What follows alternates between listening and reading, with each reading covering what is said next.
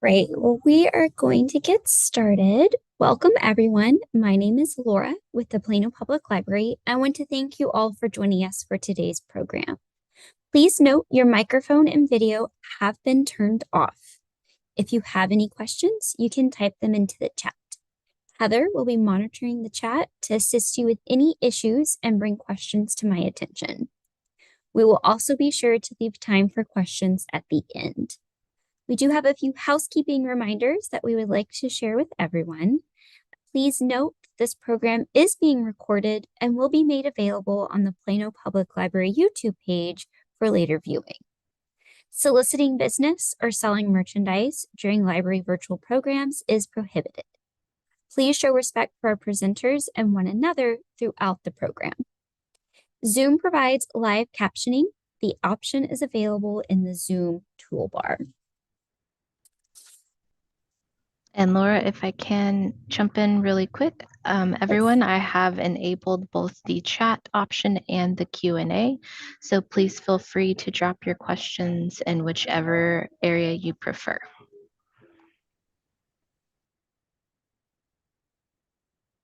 All right, this is a series of 3 programs, each focusing on a different citizen science opportunity. This week, we are going to talk about iNaturalist. But before we get started, let's take a minute to look at what citizen science is. So citizen science is a collaboration between scientists and people who are curious or concerned about the world around them and are motivated to make a difference. Anyone can participate, and the data collected by citizen scientists help professional scientists to come to very real conclusions.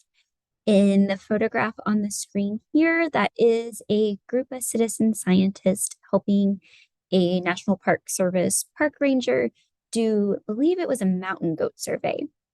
And so while we won't be doing anything quite like this today, we are going to talk about iNaturalist. So iNaturalist is an online social network of people sharing biodiversity information to help each other learn about nature. iNaturalist's mission is to connect people to nature and advance biodiversity science and conservation. It began in 2008 as the master's final project for some students at UC Berkeley School of Information. And over the years, it expanded. In 2014, it became an initiative of the California Academy of Sciences. And in 2017, it became a joint initiative with the National Geographic Society. By 2023, iNaturalist had become an independent nonprofit organization. And what you see on your screen here, this is just a screen grab of all of the Collin County iNaturalist observations as of April 16th of this year. So since it's been a few months since the screen grab was taken, there's probably a lot of more of those pins as you see in the picture here.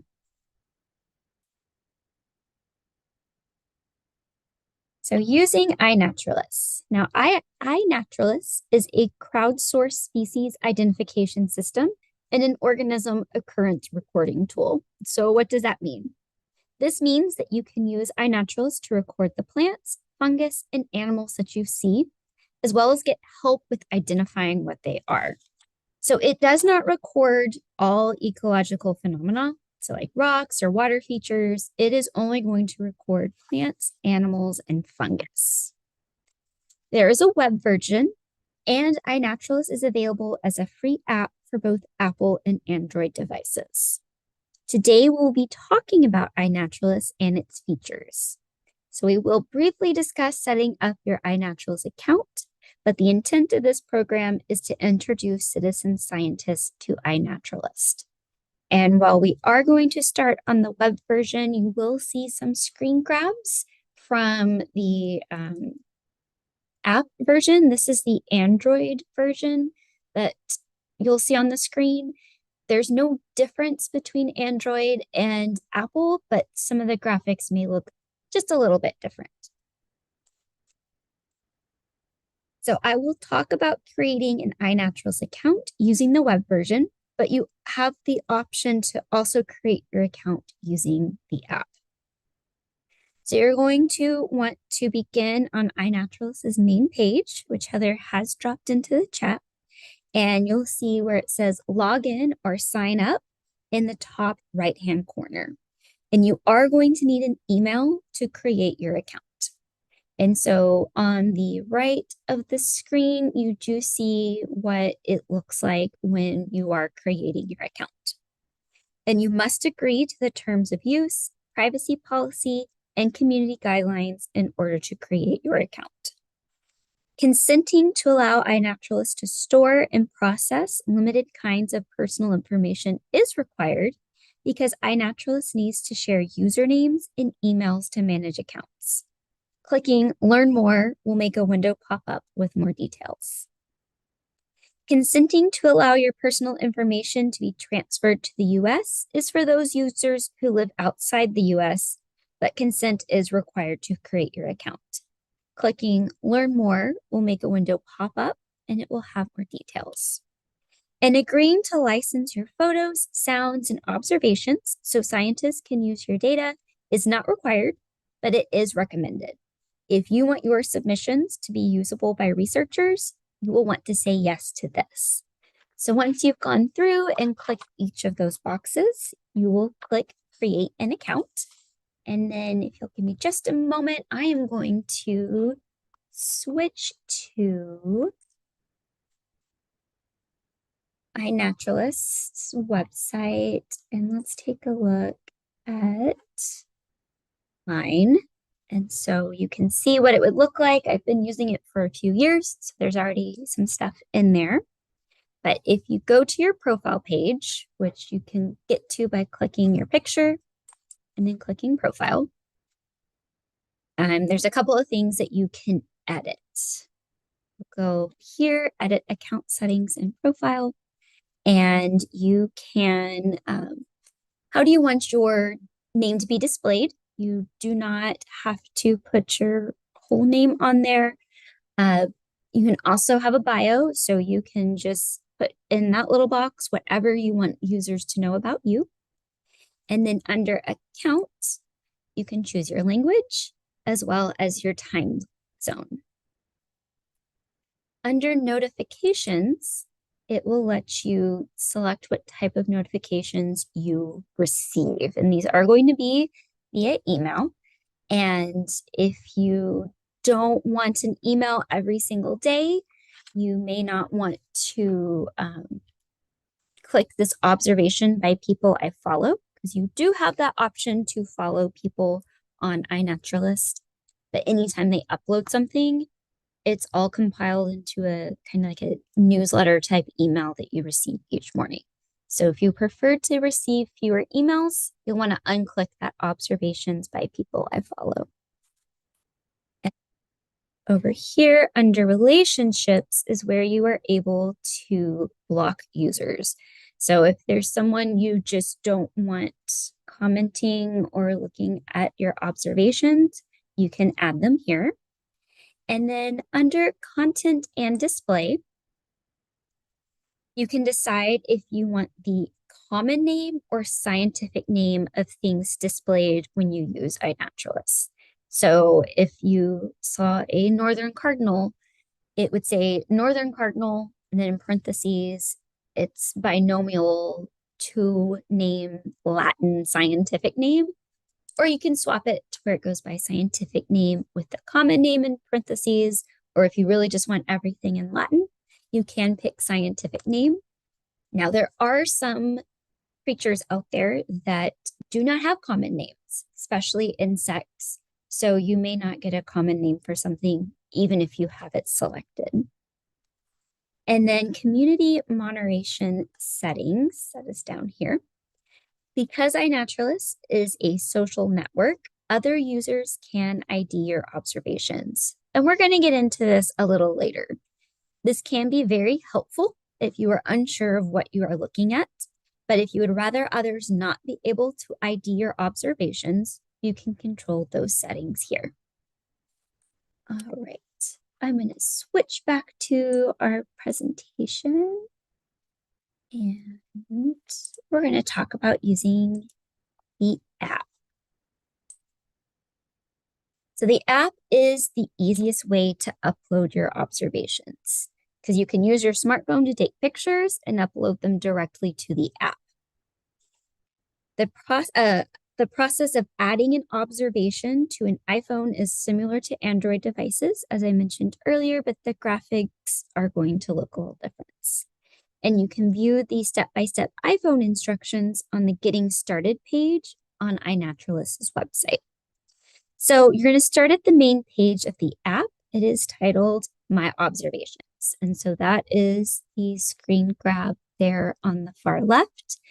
At the time I took this, you can see I had a total of 326 observations and 207 species. So I've definitely submitted some of the same species on more than one occasion, which is more than okay. And then let's say we want to add something new. So to add an observation, you're going to touch the green circle that has that white plus sign in the middle.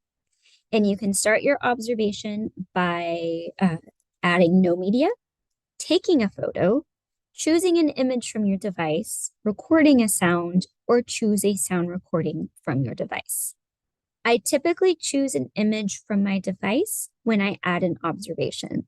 And you can add more than one picture to your observations. You can add up to 500. I personally have never added that many, but you can see here I am IDing a bird of some kind. So once you've uploaded your pictures, you will get something that looks like this screen on the far left under Edit Observation. And what you're going to want to do is click where it says, What did you see? And this is going to help you identify the organism. You can learn more about the organism that best matches your image by clicking it. So you can see here, I don't have a lot of options. iNaturalist is like, this is definitely a killdeer. But sometimes it could be, it could be this type of plover or this type of sandpiper, and they're all going to be there. And if you click on one of the pictures of the top suggestions, you'll get a little screen that comes up with more pictures of that species, as well as some information about it. And it'll typically make sure that what it's suggesting to you is visually similar to what's in your picture or is expected to be nearby. Typically, the expected to be nearby is very helpful. That way you know, yep, this is definitely what I have. I have been stumped by this. I was recently in McKinney at Town Lake, and they have some really interesting duck and geese up there that are actually feral domestic birds that have either been let go or escaped. And their wild counterparts were from Asia. And so I kept trying to upload a picture, and it's like, this goose is from Mongolia. And I thought, that's not right. It was actually right, but unfortunately, they were feral domesticated species. Now, if you click the compare button, which is right next to select, it will put your pictures side by side. So you can see if what you are submitting looks like what iNaturalist is suggesting it is. And then if you're like, yes, that is definitely what I have, you'll click on the green select button. And this is identifying your organism as that species.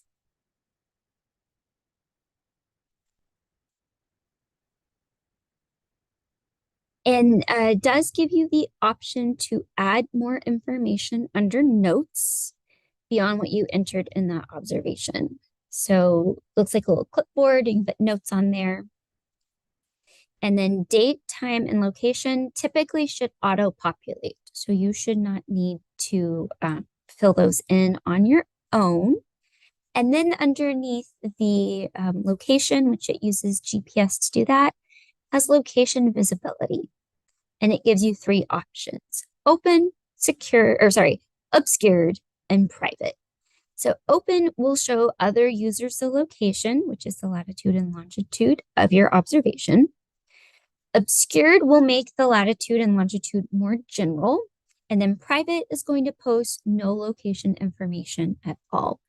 And this can make it difficult for the scientists who are using this data to do research, but sometimes it's necessary. So if you are submitting something that is maybe threatened or endangered, and you don't really want people to just purposely seek it out to stress it out or something like that, you can do obscured or private. And then if you are submitting an observation of something intentionally thrown, like some landscaping or at an arboretum, or an animal that is in care of a human, like at a zoo or a wildlife rescue, you will want to check the box next to, is it captive or cultivated? If you go to the zoo, you can absolutely take a picture of an elephant and upload it to iNaturalist, but please make sure that you click that it is captive or cultivated, because it could make it look like there is an elephant just hanging out near the Trinity River in Dallas. And then projects, we'll go into this more later, but add any projects that connect to your observation here. And then you will click the green circle with a check mark to submit your observation. Now let's take a look at your observation and see what that looks like. At the top, you're going to see your profile picture and username, and then the date and the time of the observation. Below that are your pictures with the observation's ID below it. And clicking the arrow will display information about your organism. Now, under the circle with the eye in it, you will see, and this is what that screen grab on the right is, a map showing where the observation was made. So you can see I saw this killdeer at Carpenter Park Recreation Park, which is right behind the rec center. The data quality is this summary of an observation's accuracy and completeness, which determines its suitability for sharing with data partners. And so this is how the scientists and researchers using your data will know this is something good to include with what I'm working on. So all observations on iNaturalist must be a verifiable observation. These types of observations must have a date, is georeferenced, meaning it has latitude and longitude coordinates, has a picture or sound recordings, and is not captive or cultivated. And all observations begin as verifiable observations, and they are labeled needs ID, which you can see right here. At this time that I took these screen grabs, it needed an ID. Observations not meeting verifiable status are labeled as casual grade. Verifiable observations become research grade when the iNaturalist community agrees, which means more than 2/3 of identifiers agree on a species level ID or lower. So species being killdeer. And we'll talk about the community IDing observations in just a moment. You can also add annotations to your observations, and you can edit these yourselves, but someone else may do it as well. And these will change based on what kind of organism you observed. This is what's shown for birds. So if you're looking at a mammal or an insect, they may look a little different. First of all, you want to see if it is alive or dead. If you're not sure, cannot be determined, is your choice. Evidence of presence. So you can select more than one, but what told you that there was an organism here if you did not see the animal itself? So a feather, some scat, which is a fancy word for poop, a track, a bone, an egg, a construction, which is what they're going to call a nest. And then you can add the life stage. Is it an adult or a juvenile, or it's a bird, egg? And then if it's male or female, and if you're not sure, especially birds sometimes are very difficult to figure out if they are male or female, you can say cannot be determined. And then under comments, which is the two little text speech bubbles, you will see the IDs of others who have come and identified your organism and any comments they leave behind. In all the time that I have used iNaturalist, I haven't received too many comments. Those that I do are typically, wow, this is really cool, or hey, did you know this cool fact about this organism? What I typically see is going to be someone saying, yep, this is what that species is, or you know what, I think it's the species. And then the star will show you who has favorited the observation. And you also have the option to favorite your own observation here as well. So if this is just something you really, really love, go ahead and click favorites and it'll be noted as one of your favorite observations. So I mentioned projects earlier. So let's take a look at iNaturalist projects. And these allow users to pool observations with others. Anyone can start a project, but today we are only going to look at joining and participating in iNaturalist projects. Now, I prefer to view projects on the web version of iNaturalist. So if you'll bear with me just a moment, I am going to exit our presentation and let's go back to iNaturalist.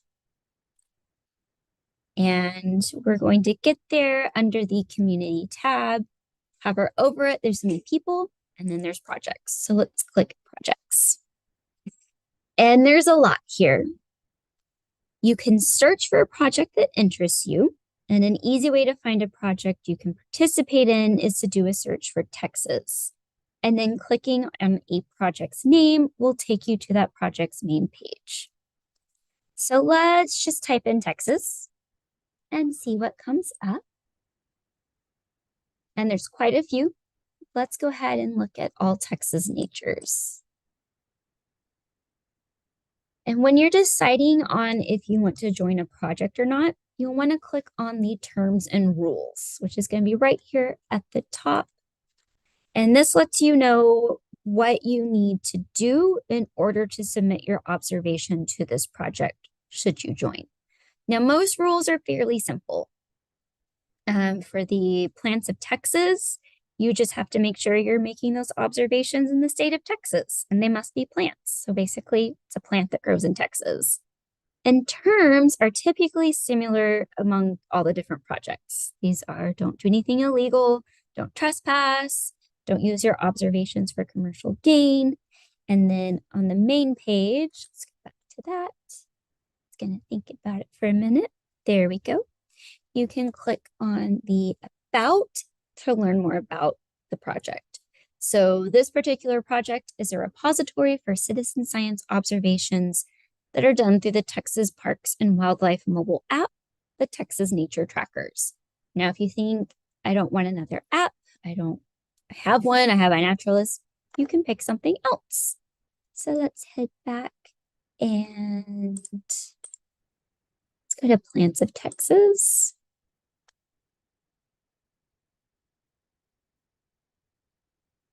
And you can see that this is just for submitting plants in the state of Texas. Let's go back to our presentation so we can see what adding a project looks like in the app.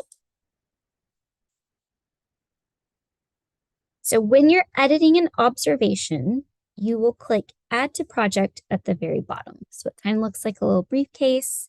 And this is going to take you to a list of all the projects you have joined. And you can select the project or the projects that you want. So your submission of your observation can check the boxes of more than one project. So the projects that I really enjoy are the birds of North Texas and the birds of Texas, as well as the insects of Texas. And the Never Home Alone, the Wildlife of Homes, is a project that is looking at the animals that live inside places where people are. So it can be your home, a place of work, and it is run by Rob Dunn. And he has written a book. It's called Never Home Alone. And he is using observations uploaded to this project to further his research. And if that sounds really interesting to you, that is a book that the Plano Library has in its collection. And then occasionally another user may add your observations to a project, even if you're not part of that project. And I find when I add plants to my observations that someone from Plants of Texas will add it to their project. So switching gears, let's take a look at being the IDer in the app. So this is under Explore in both the browser as well as the app. And you can view what other people have uploaded to iNaturalist. So you can click on an observation to get a closer look at it, and then click on the comments to make your observation. So there on the right is someone posted a picture of a squirrel, and they weren't sure the species of squirrel. They just knew it was a squirrel. So they said tree squirrels. And then someone underneath that narrowed it down and said, this is a fox squirrel. And so what you can do is click agree, and that's going to add your observation to it. Now, remember, in order for an observation to be research grade, 2 out of 3 iNaturalist users must say it's the same thing. So in this particular observation, once I hit agree, it is going to bump that user's observation to research grade. And I like to use the suggestions of others to help me ID things I'm not familiar with.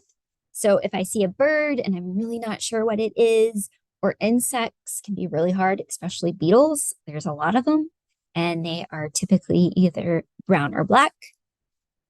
I don't know my beetles very well, so I'll just put bug or beetle. And then I wait for someone who knows more than me to ID it. So in order to return the favor, I do try to ID the observations of others. I'm not the best at it, especially when it comes to plants. You can see on the screen here about the only thing that I would be able to confidently say, yes, that is what that is, would be the house wren. So I typically stick to birds I am familiar with when I am helping others with their observations.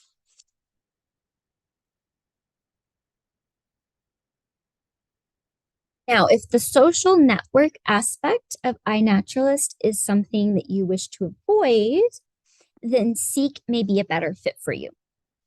Now, Seek is also a free app, and there is no registration required to use it. No data is collected, and your location is obscured. And it's a bit more of a game version of citizen science. It is a great thing to use with kids because it is fun to earn badges. You will use your camera on your device to identify organisms. You'll just open the app and hold it over the plant or the animal that you are wanting to ID.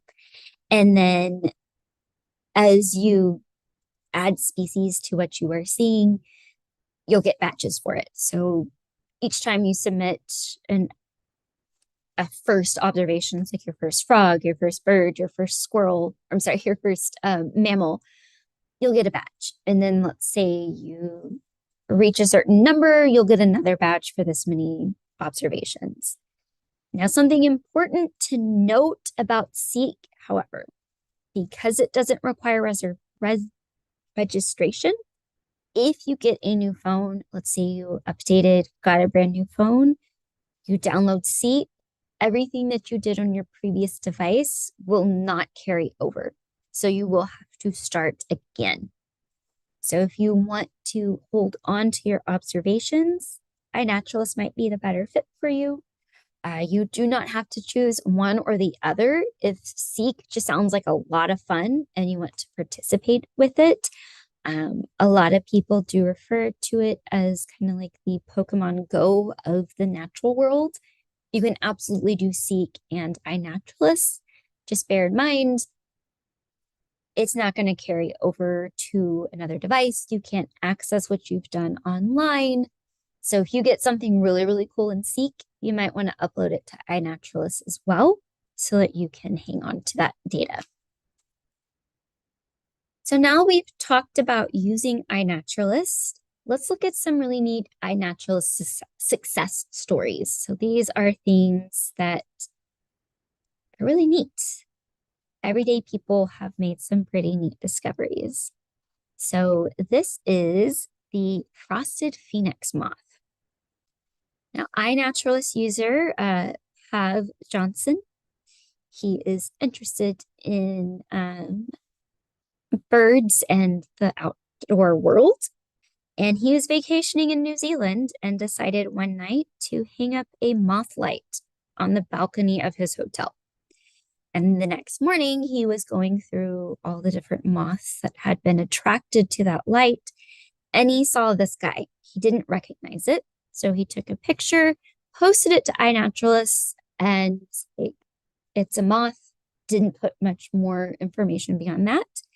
And then soon users had an answer for him. It was the frosted phoenix moth.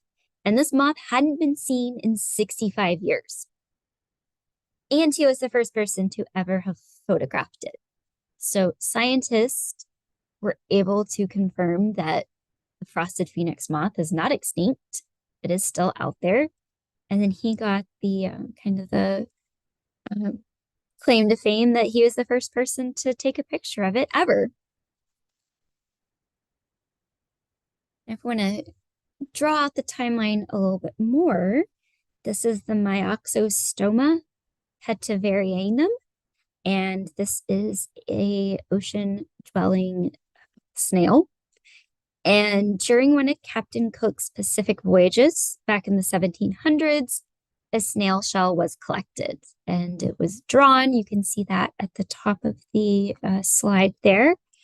A few decades later, someone was going through some backlog of donations to the museum, and they're like, this is a new to science species. We've never seen it before. And then no one ever saw it again. So remember, they first saw it in the 1700s. And so in 2014, an iNaturalist user in Vietnam uploaded the photograph you see here. And it was a gastropod. They knew it was a sea snail. And then it was ID'd as the Myoxostoma petavarianum by other users. So this was the first time it had been recorded alive and the first time any sign of it had been seen since the 1700s. So another really cool example of kind of rediscovering a species that no one really knew if it was still around or not. Then onto the plant world. This is the Green Mountain Quillwort. And this plant was observed in Vermont and added to iNaturalist. And the person who uploaded it did not know what it was, didn't have a name. And as people were trying to ID it, they realized it was a new to science species that had never been seen before. So it was actually added to iNaturalist before it even had a name. They knew it was a quillwort, but they didn't know anything beyond that. And today, its conservation status is critically imperiled. So this protection would have never happened had someone not taken a picture of it and uploaded it to iNaturalist. So not only was a new species discovered, it was given the protection it needs to continue to survive. And so there was the chance that if someone hadn't recorded it, it could have passed into extinction without anyone ever knowing that it even existed in the first place. So don't let these success stories intimidate you, though. Long forgotten snails and new to science plants may sound really, really cool. And you think, oh, I just live in Plano. I probably won't find anything like that. It is more than okay. And in fact, everyday observations are even more important than a standout success. Because as scientists are monitoring species levels, it is very helpful for them to know how many songbirds are in North Texas or how many types of wasps are in a particular area. So your everyday species are just as important to add to iNaturalist. So as I had mentioned earlier, I have 300 something observations, but significantly fewer species. So don't feel like just because you took a picture of a fox squirrel once, you can't add another one to iNaturalist. By all means, whatever you find, add to iNaturalist. Someone will probably find it useful. So the best thing you Laura, can do, go ahead. sorry to interrupt. We just had a question pop up that I think kind of fits in with what you were just talking about. Can you add photos of animals you actually saw maybe quite a while back if you have that location and date info, or do you have to add this as the observation is occurring, like at that main time? You do not. So if you have something from the past, and as long as you know the date and location that you saw it, you can upload it. Today, actually, I was just playing around with iNaturalist, prepping for this program, and I decided to see if there were any sightings of the ivory-billed woodpecker. If you're unfamiliar with the ivory-billed woodpecker, it is thought to be extinct, but every time they try to declare it as extinct in the United States, someone says, "Oh, I think I have a recording of it," or I have this really grainy picture of it. And it's definitely critically endangered if it is still around. And I thought, I just wonder if anyone submitted a observation of an ivory-billed woodpecker. And someone had, but they put the date as in the 19th century. It was 1800 and something. And I do believe they added it as a joke, but it does show that you can go back pretty far in what you are uploading. So you can go out, make your observations in your own backyard, on a walk, or in a Plano park. Plano has 85 parks and 98 miles of trails waiting for you to explore.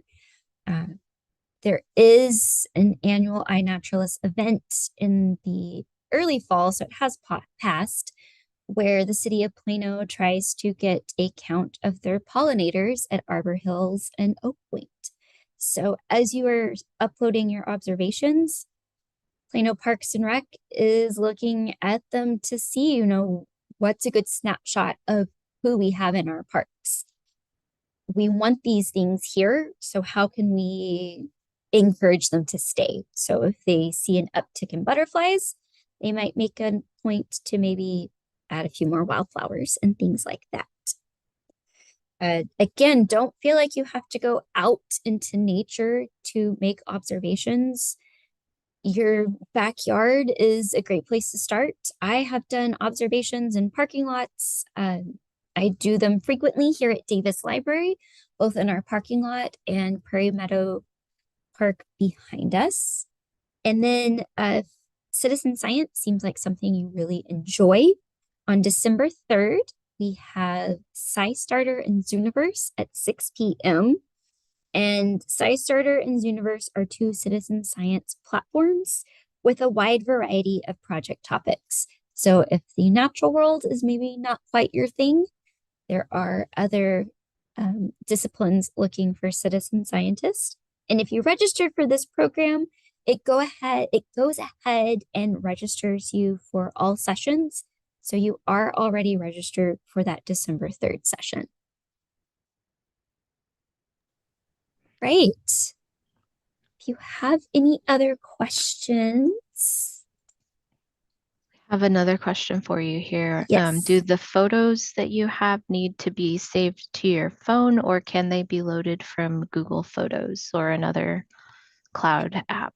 they can. So I have started taking pictures with a digital camera to get better pictures of birds closer without it being grainy. And I have a little dongle adapter that I just plug into my phone and stick that SD card in there.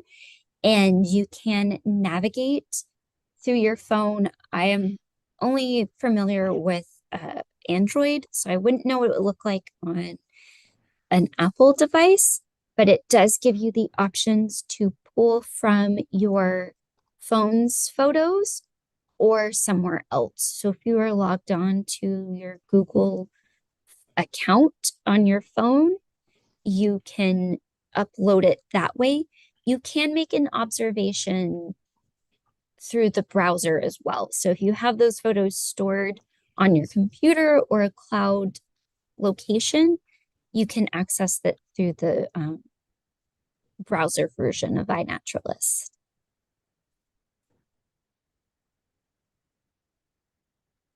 And I want to double back to that December program. It's going to be Monday, December the 2nd. I was just double checked to make sure, because I think you said the 3rd. So I December think 2nd, did. everyone. Second. And I don't see any other questions, but if you do have any other questions that just popped up, please either add them to the chat or the Q&A. And if you think of something later, feel free to submit it through our Ask a Librarian on our website.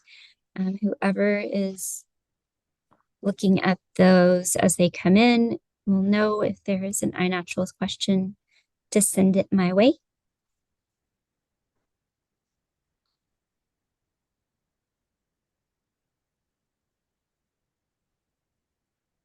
All right.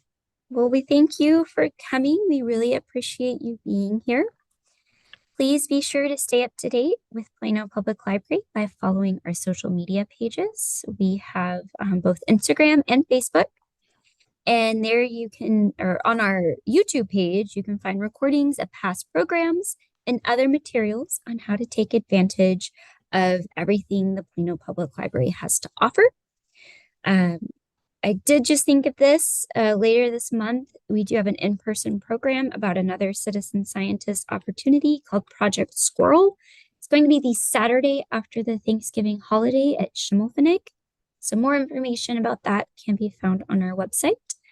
But if squirrels are your thing, this is a great opportunity to participate in citizen science with squirrels. Surprisingly, squirrels have not been that well studied, and they're trying to learn more about them. And so that is what that program will be about. Please complete our program survey, which should pop up following this program. We value your feedback. Thanks again for joining us today, and we will see you next time.